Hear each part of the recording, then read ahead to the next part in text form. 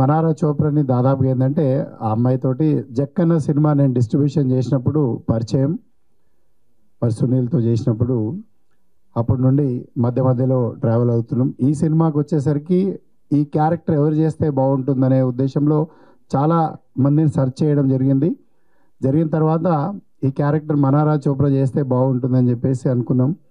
మరి తను స్టార్టింగ్లో ఒప్పుకోలేదు, బట్ అయినా ఈ సినిమాలో నేను బాగా ఫోర్స్ చేసి ఏంటంటే వాళ్ళ మదర్ తోటి ఒప్పించడం జరిగింది. ఈ సినిమాలో మనారా చోప్రా ఇందులో చేయడానికి కారణం పూర్తిగా ఏంటంటే వాళ్ళ మదర్ కామ్ని చోప్రా గారు. ఎందుకంటే తనకు చెప్పి మనారా చోప్రా కోపమై చేయించడం జరిగింది.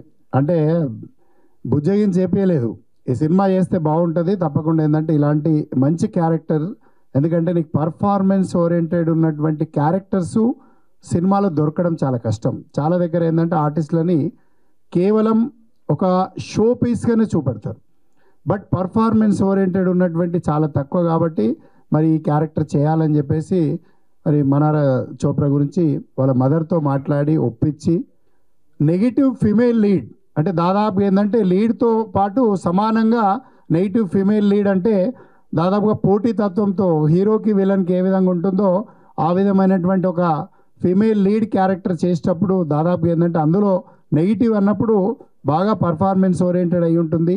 మరి ఆ పర్ఫార్మెన్స్ చేసి చూపెడితేనే మరి బాగుంటుంది, లేకపోతే కష్టమని నేను కూడా భయపడ్డాను. మరి ఒక సీన్ నేను చెప్తాను. రోజు సాంగ్లో రాధాబాయి సాంగ్ అనుకుంటా ఫైనల్ ఆ రోజు 2 డబల్ కాల్ షీట్ చేశాం. 6 o'clock నుండి 2 o'clock వరకు.